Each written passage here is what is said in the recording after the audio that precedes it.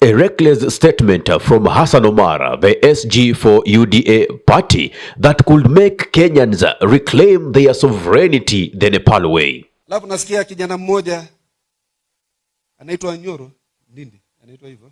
Nyoro. Ati deni mingi, deni mingi. Wacha nikwambie bwana. Ati wewe ndio umekuwa unajua sana. Kwa vile tulikutoa kama mwenyekiti wa kamati. Ati sijui tuna security na hizi, sijui tuna sana hivi. Nakwambia Ndindi. Tutachukua deni, watoto wetu na watoto wenu watalipa kwa pamoja hiyo deni. Tutapata ukarabati, tutapata namna. Hiyo ndio inaitwa the politics of the economy, ama political economy. Hii uchumi haiendi tu, inaenda kwa siasa. In case you are wondering what's happening here, Ndindi Nyoro the other day brought into the limelight that our national debt is over 12.1 trillion Kenyan shillings. And in the last 3 years, Kenyans have borrowed over 3.5 trillion shillings. Meaning that the Kenyan economy is being teared down. You see, Kibaki borrowed 1.2 trillion in his entire presidency. We are talking about 10 years in presidency. Kibaki borrowed 1.2 trillion Kenyan shillings. But what is happening with this regime? Just within 3 years, they have borrowed over 3.5 trillion shillings. Our national debt is now over 12.1 trillion Kenya shillings.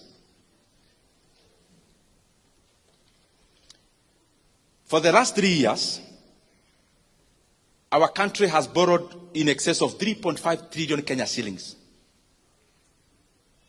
So I would want to request all of us as the leadership, and especially those who have the opportunity to make decisions in the executive.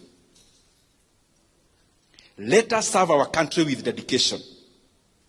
And let us not seek to give good narratives out there when the Kenyan economy is actually being teared down or torn down. We have borrowed over 3.5 trillion Kenya shillings in 3 years. President Kibaki borrowed 1.2 trillion in the entire 10 years he was president. Well, as Ndindi Nyoro puts it, this is 3 times in 10 years that Kibaki borrowed. We have borrowed 3 times what Kibaki borrowed in 10 years. That's the money Kenya has borrowed in the last 3 years alone. Ndindi Nyoro does not stop there. He even gives you a breakdown of what is happening. Technically, the Kenyan economy is borrowing 100 billion monthly and every day 3.4 billion. Now, can you imagine that? But what somebody could come and say that we will keep borrowing, your kids will have to pay. It therefore means the economy of Kenya is borrowing 100 billion every month. And every single day, when the lights go off, every day, every single day, Kenya is borrowing 3.4 billion every day. Just like I did say some time back, that,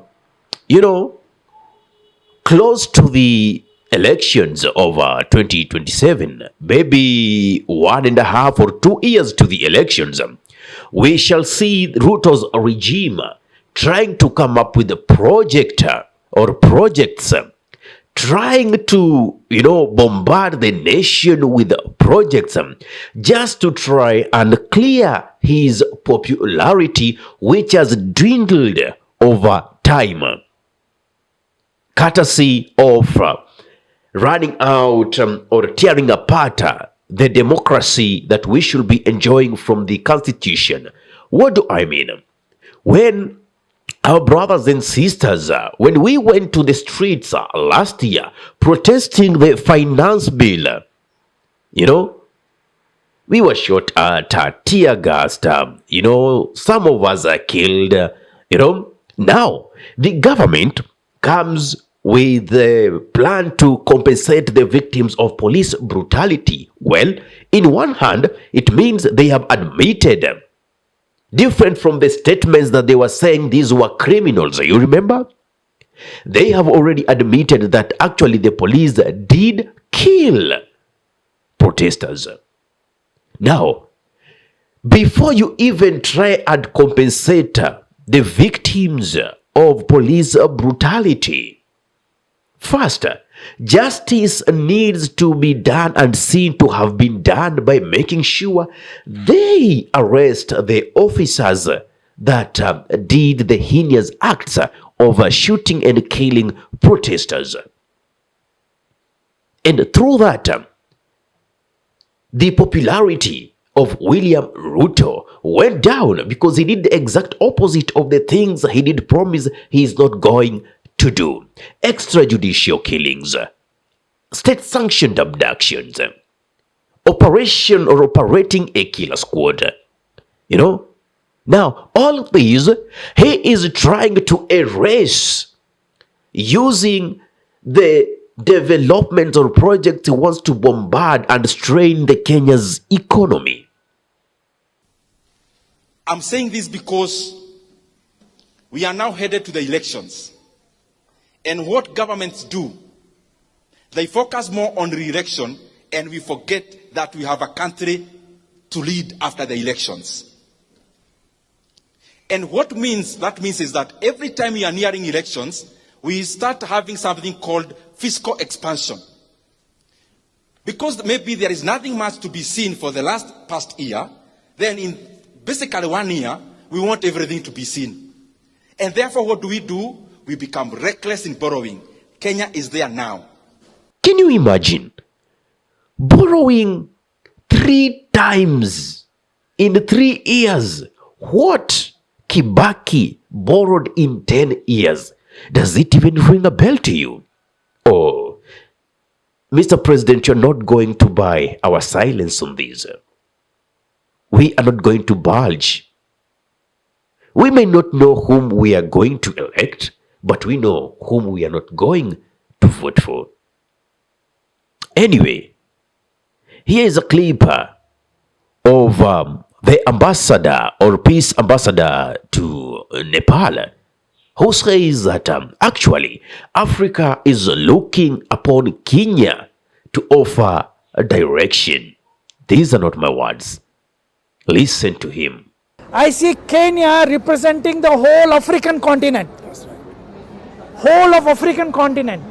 So the Kenya has to play a very vital role in the last day for the sustainable development of whole of African continent and take the gospel of peace to all the 5 continents.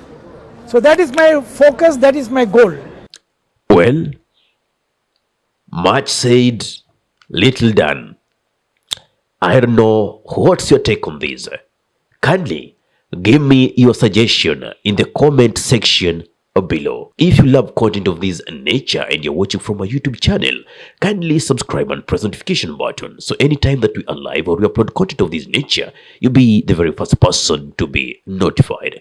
Ahmed Khalif is my name for the Unscripted Talks here in Dub Radio. Assalamu alaikum warahmatullahi wabarakatuh. Kwa timba kali za Afrika, Dub Radio ndio mpango mzima.